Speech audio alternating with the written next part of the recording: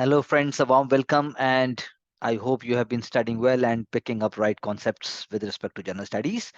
And without wasting any moment, we will try to go and understand what more important concepts we can discuss. In everyday newspaper, wherever we pick up, we try to find a very, very important area and we work on that. So here we go. Most importantly, today we are going to talk about collegium system and judiciary and ideas of the Chief Justice of India designate who is who has been appointed as the new CJI, D.V. Chandrachud sir. So, if I tell you in brief, he talks about the idea that social media का time है, सब कुछ internet पर है, चीजें आती हैं, but we have to take social media criticism in a positive light. We have to see that public has the right, public can't be stopped, but then we have to be in between that. और अब तो उन्होंने कहा हमने live streaming भी start कर दी है, तो उसका एक अपना एक इम्पैक्ट है, उसका एक अपना एक फैक्ट है, उसका एक अपना एक असर है. So you can't stop it because a judge and a lawyer, basically they are doing an open dialogue. Lawyer may be responding to my points, and the conclusion is something else. So media may write जो उनको समझ में आता है, but it may not be completely reliable or complete the final truth. So नई demands इससे judiciary के ऊपर आ गई हैं, उनका ऐसा कहना है. दूसरा उनका कहना है कि भाई प्रायोरिटी क्या है. प्रायोरिटी ये है कि जुडिशियल सिस्टम जो इंडिया का है वो कॉलोनियल माइंडसेट से कंप्लीटली चेंज होगा, कॉलोनियल मॉडल से कंप्लीटली चेंज होकर इंडियनाइज मॉडल पे आ जाए. इंडियनाइज मॉडल का मतलब कि वो Indian demands, Indian way of life, efficiency, transparency, common citizen के साथ इंटरफेस और जल्दी quick delivery but without any kind of shortcuts वो दें. डे टू डे जो लाइफ है कॉमन सिटीजन की वो फुलफिल हो जाए. उनका ये भी कहना है कि जितनी पोस्ट हैं अनफुलफिल्ड, उनको अनफिल्ड पोस्ट को हमें पूरा करना है. And then he also wants to say कि भाई डाइवर्सिटी लेके आनी चाहिए जुडिशरी में. डाइवर्सिटी कैसी आएगी? वो जज बनेंगे जो पढ़ेंगे, जो लॉयर बनेंगे. इसका मतलब जो लॉयर लॉ पढ़ेंगे वही लॉयर बनेंगे. इसका मतलब है कि डाइवर्सिटी हमारी स्टडी बेस में आना चाहिए. डाइवर्सिटी हमारी लॉ, जो हम स्टडीज लीगल स्टडीज की बात करते हैं उसमें आना चाहिए. लीगल प्रोफेशन को डेमोक्रेटाइज करने की बात है. अपॉइंटमेंट पे उनका कहना है कि जजेस केस के थ्रू अपॉइंटमेंट होता है, so there is no problem with that. It is not opaque system.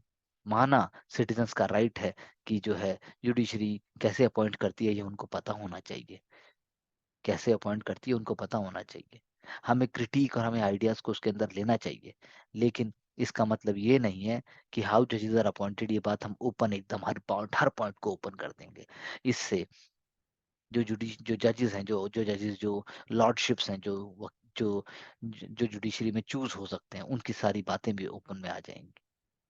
तो उसका कोई फायदा नहीं है. आउटलाइन होती है हर चीज की, एक सैंक्टिटी होती है. तो क्रेडिबिलिटी जो सिस्टम की है उसको बनाए रखने के लिए जरूरी नहीं है कि हर बात को बताया जाए. पब्लिक इंटरेस्ट को लिया जाना चाहिए, डेलिब्रेशंस को लिया जाना चाहिए, लेकिन हर बात को बताना जरूरी नहीं है. हर रीजन, हर तबके को, समाज के हर हिस्से को जुडिशरी में रिप्रेजेंट होना ये अच्छी बात है, ये जरूरी है.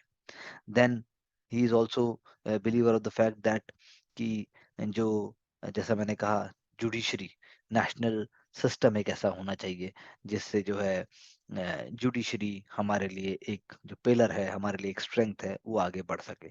इसी कॉन्टेक्स्ट में there is one more article which is asking for 5 things. एक मैंने आपको अपॉइंटमेंट ऑफ जजेस की बात करी थी. दूसरी हमने ट्रेनिंग और कैपेसिटी बिल्डिंग की बात की, यानी कि नेशनल जुडिशियल एकेडमी जो भोपाल में है, it must raise its standard, it must be more forthcoming, it must raise the quality of scholarship. साथ साथ में जो है democratization of access to justice की मैंने बात की. Establishment of national lawyers academy, ये एक और अलग पॉइंट है, इसको आप नोट कर सकते हैं. And finally landscape of legal education, जैसा मैंने कहा लीगल एजुकेशन को और डाइवर्सिफाइड और आप उसको मीनिंगफुल या काम का बनाइए. तो ये दो बातें जो मैंने जुडिशरी के कॉन्टेक्स्ट में की, जो मैंने आपको पूरा एक ओवरव्यू दिया, अपने आप में ये ऐसे है. अगर आप पॉलिटी रिवाइज कर रहे हैं, अगर आप गवर्नेंस सिस्टम को भी पढ़ रहे हैं, तो these ideas are really going to help you in understanding the Indian social fabric, the Indian culture, the Indian society and the Indian ideas. Coming to the next topic, G20 पर अब पूरे साल भर चर्चा होती रहेगी जब तक भारत उसकी प्रेसिडेंसी नहीं ले लेता। तो मल्टीलेटरल क्वेश्चन मैं दे रहा हूं, मैं पूरा आर्टिकल नहीं करा रहा आपको ये, क्योंकि हम बार बार ये कर चुके हैं बहुत तरीके से। तो आप मुझे ये बताइए, क्वेश्चन मैं आपको ये दे रहा हूं कि multilateral institutions are perceived todays as unrepresentative, ineffective और वर्स स्टिल बोथ। मैं रिपीट करता हूं, multilateral institutions are perceived today as unrepresentative, ineffective और worse still both. Critically examine this sentence in the light of critically examine this sentence in the light of India taking G20 presidentship or stewardship, you can say G20 presidentship. Also write the way forward. This is the question.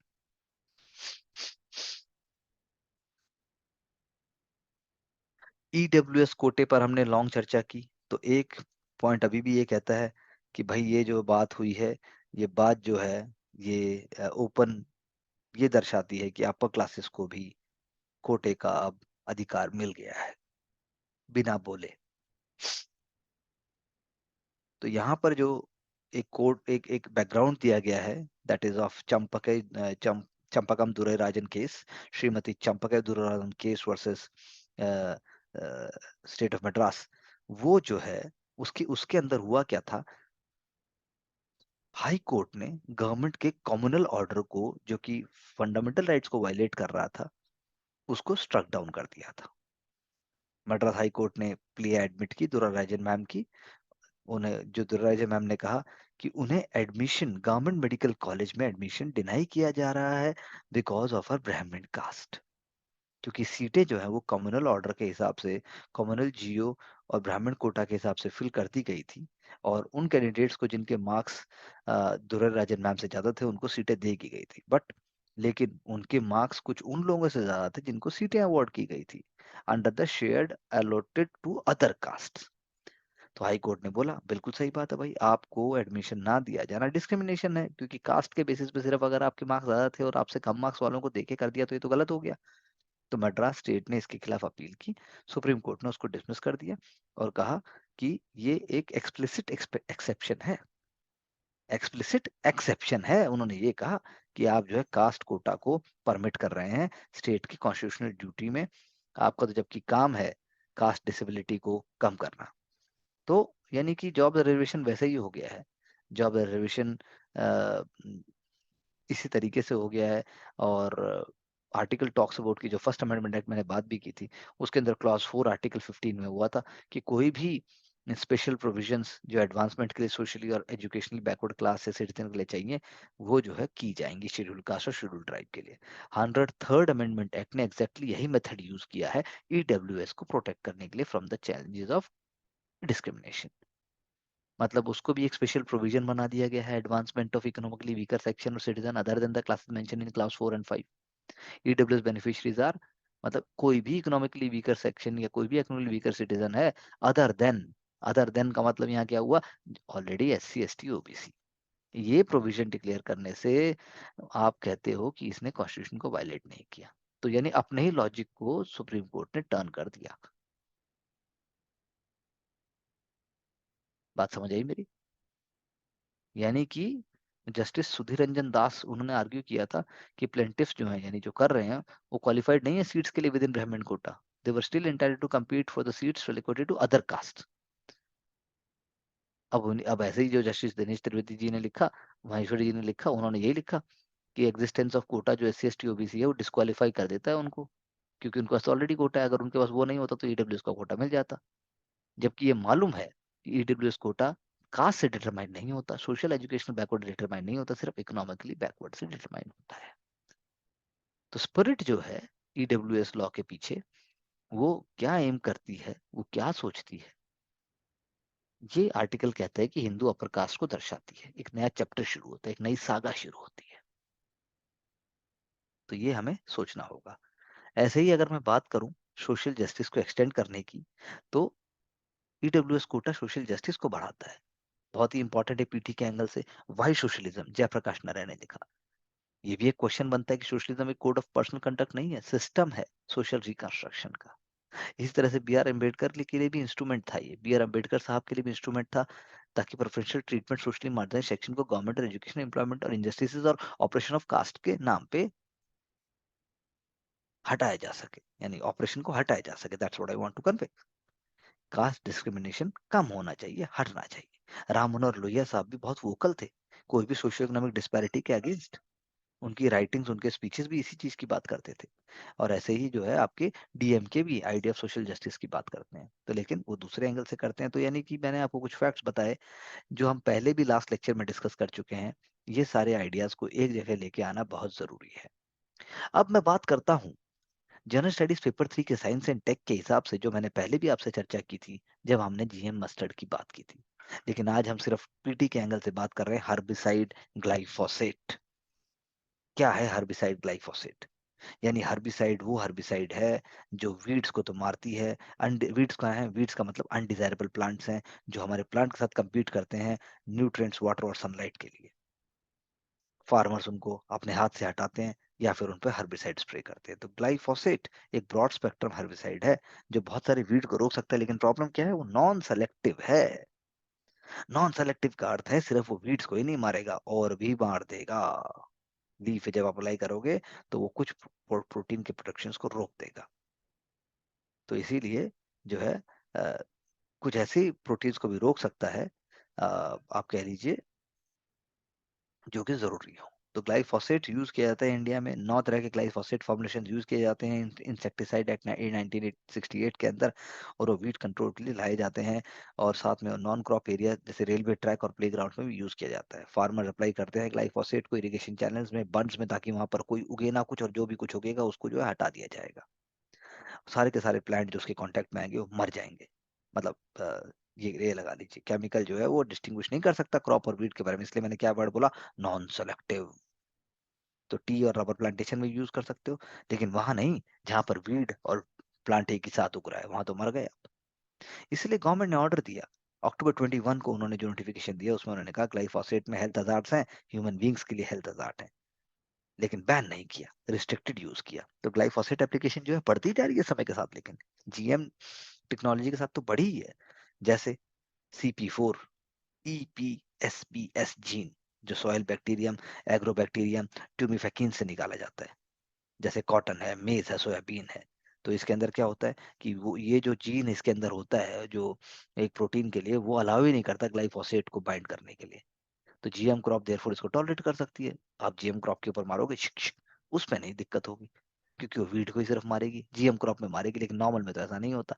2019 alone में 81.5 million hectare में पूरे world wide में HT GM crop उगाए गए, यानी herbicide tolerant GM crop उगाए गए। तो ग्लोबल जो है ग्लाइफोसेट मार्केट जो है वो 10 बिलियन के आसपास का है। जीएम क्रॉप उसमें 50% आ जाती है। इंडिया में सिर्फ ओनली एक जीएम क्रॉप, ये बीटी कॉटन। उसके दो जीन्स हैं, क्राई 1 AC और cry 2 AB। Soil bacterium bacillus thuringiensis के साथ है। तो उसका जो कोड है प्रोटीन्स के लिए वो टॉक्सिक है अमेरिकन बॉलवॉर्म के लिए, स्पॉटेड बॉलवॉर्म के लिए, टोबैको बॉलवॉर्म के लिए, tobacco caterpillar I should say. तो यहाँ पर इस केस में हम जो है यूज करते हैं। 44-50 ग्राम सीड का एक पैकेट मिलता है, लेकिन इंडस्ट्री बोलती है भैया पैकेट सिर्फ 450 ग्राम का 39 बिलियन पैकेट नहीं, 5 मिलियन पैकेट एक्स्ट्रा सेल हो रहे हैं इलीगल जीएम कॉटन सीड्स। क्यों? क्योंकि भाई इंसेक्ट रेजिस्टेंट है और उसके अंदर हर्बिसाइड टॉलरेंट ट्रेट्स भी हैं। तो इसलिए स्टेट और राज्य सेंटर दोनों ही नहीं रोक पाते हैं इलीगल HT कॉटन की कल्टीवेशन को। बहुत बिकता है वो, प्रीमियम है, क्योंकि बाद में आपका मैनुअल कॉस्ट और बाकी सारी चीजें बच जाती हैं, तो वैल्यू उन्हें दिखाई दे रही है। तो इसीलिए इलीगल सेल तो आप रोक नहीं पाए। लेकिन क्वेश्चन यहाँ पर क्या है? हेल्थ कंसर्न का। It is having health concern, carcinogenic human से। लेकिन जो है अभी तक इसका कोई कंक्रीट एविडेंस नहीं आया है। अभी तक इसका कोई कंक्रीट एविडेंस नहीं आया, लेकिन एक चीज बिल्कुल सही है कि ये बहुत ज्यादा डिमांड में है। Similarly and general studies paper 3 only from the PT perspective, green washing बहुत ही इंपॉर्टेंट कॉन्सेप्ट है, ऑलरेडी प्रॉब्लम से पूछा जा चुका है। ग्रीन वॉशिंग, ग्रीन वॉशिंग का अर्थ है जब कोई कंपनी, जब कोई एमएनसी, जब कोई कॉर्पोरेशन अपने कृत्यों को, अपने कामों को ऐसा दर्शाना चाहती है कि हमारे ये काम करने से वाकई ग्रीन इन्वायरमेंट प्रोटेक्ट होगा, ग्रीन इन्वायरमेंट बढ़ेगा, कार्बन ट्रेडिंग बढ़ेगी, कार्बन क्रेडिट का यूज होगा और हम उस चीज को यूज कर पाएंगे, लेकिन एक्चुअली में वो ऐसा नहीं कर रहे हैं, वो brain wash, white wash, green wash की तरह काम कर रहे हैं। यानी कि वो क्लाइमेट फ्रेंडली चीज दिखा तो रहे हैं लेकिन वो कर नहीं रहे हैं। बायलेटरल एड या फिर कोई और क्लाइमेट बेनिफिट, फाइनेंशियल वो दिखा रहे हैं लेकिन एक्चुअली हो नहीं रहा है ऐसा। तो ये बहुत वाइड स्प्रेड है, इसकी बहुत ज़्यादा प्रॉब्लम है। कार्बन क्रेडिट्स और कार्बन सेलिंग और मैकेनिज्म में कार्बन मार्केट में बहुत ज़्यादा है। इंडिया इसके बिल्कुल अगेंस्ट है। इंडिया चाहती है कि ऐसा ना हो। इंडिया चाहता है कि अब बिल्कुल यू नो काम जो भी हो वो पूरे पूरे प्रॉपर तरीके से हो। तो कंट्रोवर्शियल चीज़ों को इंडिया चाहता है कि रोका जाए। That is for PT perspective. Ministry of home affairs ने अभी भी कंप्लीट किया mother tongue survey of India. Mother tongue survey of India के अंदर जो है mother tongue survey of India project है जो मदर टंग को सर्वे करता है, जिसमें जो सेंसस की तरह है। 2011 अगर हम लिंग्विस्टिक सेंसस को माने, 2018 में जो, तो भारत में 19,500 लैंग्वेजेस और डायलेक्ट्स। तो मदर टंग का मतलब क्या है? मदर टंग एक्चुअली जरूरी नहीं है कि वो एक्चुअल लिंग्विस्टिक मीडियम हो, लेकिन 19,569 जो है लिंग्विस्टिक स्क्रूटनी, उसके बाद पाया गया कि 121 मदर टंग में आप कर सकते हो। 121 mother tongues are there. Hindi is the most widely mother tongue, 52.8 crore people, and next highest is Bengali. Mother tongue is for 9.7 crore individuals, accounting for 8% of the population. क्योंकि हमारा national curriculum framework wants to promote mother tongue. तो ये एक बहुत important PT और mains के लिए बात हुई।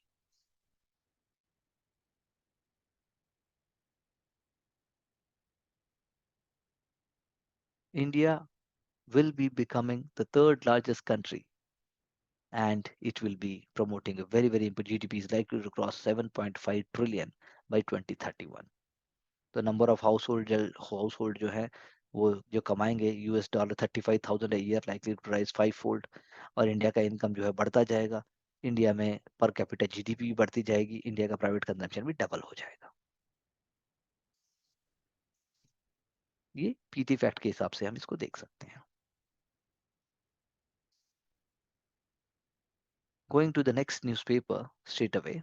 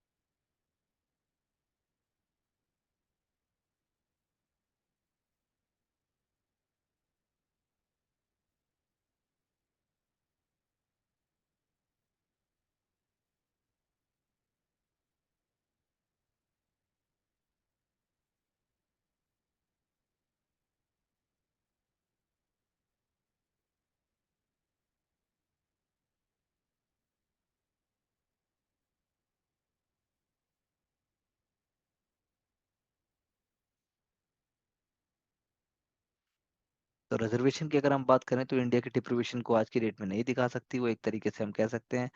और लास्ट ईयर ही जो है कॉन्स्टिट्यूशनल बेंच ने कहा था महाराष्ट्र लॉ जो मराठास को बेनिफिट दे रहा था, फिर बियॉन्ड 50% उसको अनकॉन्स्टिट्यूशनल बोला था। और अब महाराष्ट्र कह रहा है कि हमें और पॉजिटिव देगा, तो छत्तीसगढ़ भी है, झारखंड भी है, जाट भी है, गुर्जर भी है, वोकालिगास भी है, वो सब रिजर्वेशन की बात करेंगे। तो लेजिस्लेटिव एफर्ट्स जो है नए कोटा के लिए, वो वोट बैंक के लिए है, वोट पॉलिटिक्स के लिए, ना कि डिप्रीवेशन के लिए। इंडिया को इसकी कॉस्ट देनी पड़ेगी। हमें चाइना से लड़ना है, रिजर्वेशन से नहीं। That is why we must move forward with confidence and do what is required rather than fighting for petty, populist and political gains. दूसरा अगर मैं इंपॉर्टेंट बात करूं पेपर में आज के, तो हमारे लिए और बहुत कुछ इंपॉर्टेंट नहीं है। Will going to the next newspaper straight away without wasting time.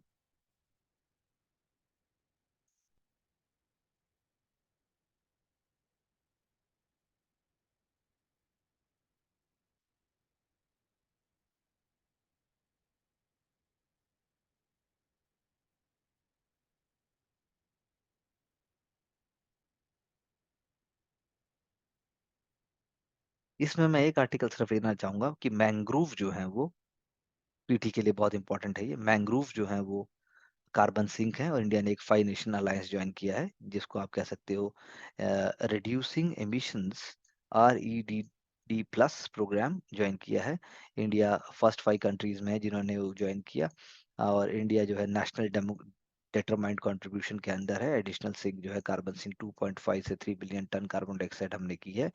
और आप कह सकते हो कि मैंग्रोव जो है 4 to 5 times more carbon emission को लैंडेड ट्रॉपिकल फॉरेस्ट से ज्यादा सिंक कर सकता है। मैंग्रोव जो है बफर और ओशन एसिडिफिकेशन के लिए भी वर्क करते हैं, और बहुत ही प्रीशियस एसेट्स है ट्रॉपिकल कोस्ट के लिए। इंडिया जो है ग्लोबल नॉलेज बेस अपने एक्सटेंसिव एक्सपीरियंस के लिए आप मैंग्रोव रिस्टोरेशन में, स्टडीज में, सारी चीजों में हेल्प करता है, तो ये बहुत ही इंपॉर्टेंट है। That is why it is very very important to move in this direction.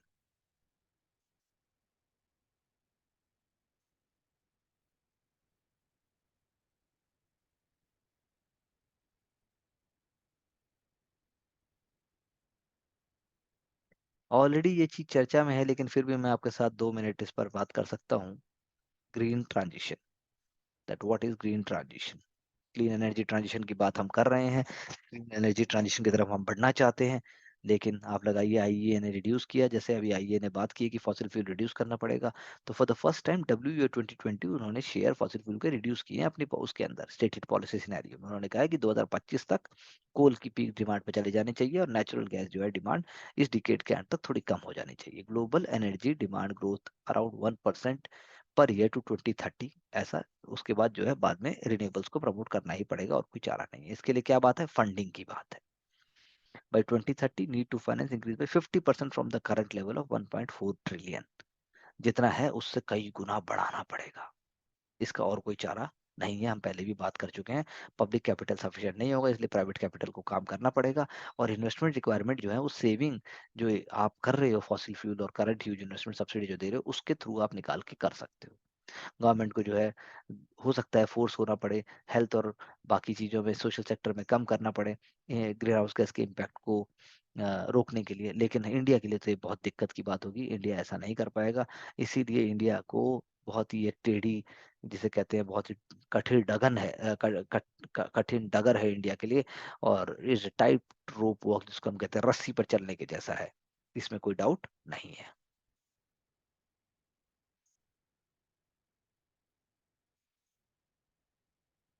And taking up the Hindu newspaper,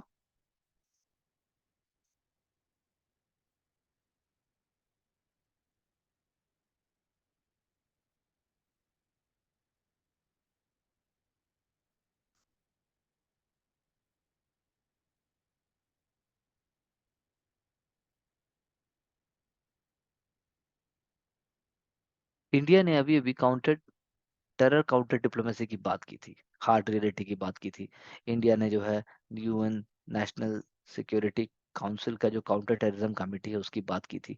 India ने no money for terror meeting की भी बात की। लेकिन इंडिया को अभी और चैलेंज झेलने पड़ेंगे, चाहे वो चाइना पाकिस्तान नेक्सस है एक तरीके से, चाहे फिर वो रशिया यूक्रेन वॉर है, चाहे उस तरीके से फिर जो है FATF की ग्रे लिस्ट से पाकिस्तान का हटना है, चाहे फिर वो तालिबान का काबुल को लिया जाना है, चाहे फिर वो आप कह सकते हैं टेररिस्ट को पनाह देना और उनके इंफ्रास्ट्रक्चर को डिसमेंटल ना करना है। यूएनएससी भी इस मामले में इंडिया के पूरी तरीके से साथ नहीं है। इंडिया का अगर रोल और ज्यादा होता है, इंडिया अगर फ्रीडम फाइटर वर्सेस टेररिस्ट वाले उसको समझा पाता पूरे तरीके से, बहुत फर्क पड़ता। कोविड 19 पेंडेमिक के बाद जो गेन ऑफ फंक्शन रिसर्च है, वो मतलब कि बायो वॉरफेयर की जो बात होती है, उसकी भी अब हमें ध्यान देना पड़ेगा कि भाई ये भी एक तरीके से बहुत ही खतरा है आने वाले टाइम में। आर्टिफिशियल इंटेलिजेंस की बात मैं ऑलरेडी पूरे लेक्चर्स में कर चुका हूँ। Terror finances, bitcoin, crypto currency हम सब बात कर चुके हैं।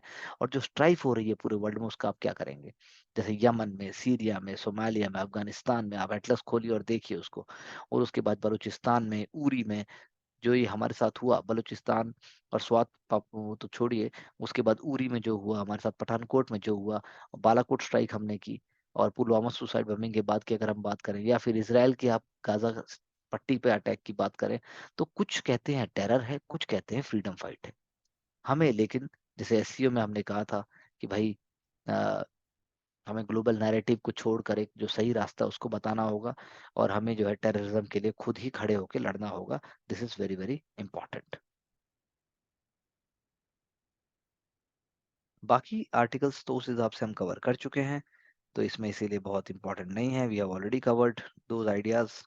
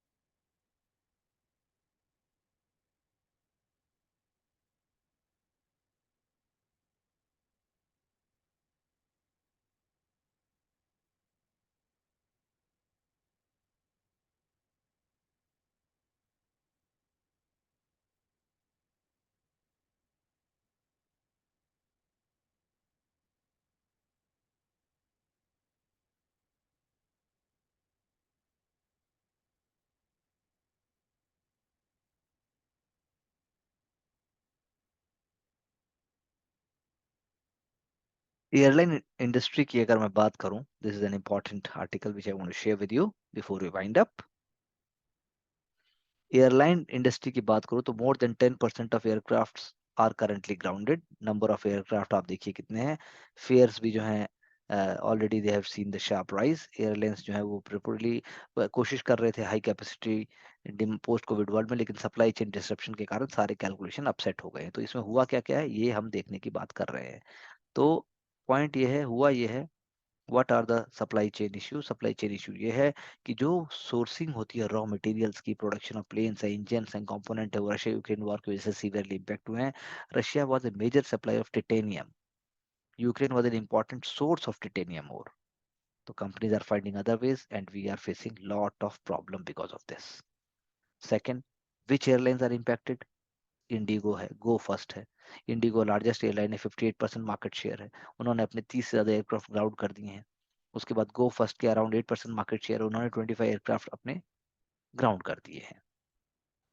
Will this will put pressure on airfares? Yes definitely. Rising travel demand होगी, कैपेसिटी डिप्लॉयमेंट होगी, पार्ट शॉर्टेज होगा, तो प्रेशर तो आएगा ही आएगा। पीक सीजन आएगा दिसंबर में। ऑनलाइन ट्रेवल ने कहा है 6% एयरफेयर तो राइज हो ही गए नेक्स्ट क्वार्टर के लिए, और 45% तक राइज है एयरफेयर का, for example Kolkata Bengaluru route के ऊपर। और आप लगाइए कि ये चीजें not really really good, because the problem must be resolve, क्योंकि इसे रिजॉल्व करने में 1 से 2 साल का समय लग सकता है, क्योंकि हमें 1 से 2 साल लग जाएगा लोकलाइज मैन्युफैक्चरिंग और रिड्यूस डिपेंडेंसी करने के लिए। Air India, Vistara, Indigo, spice jet already जो है उन्होंने अपने जो है लीज पे ले लिए हैं, opted they have gone for leasing their aircraft, लेकिन रिलीफ जो है पोस्ट 2023 में ही मिलने की आशंका है।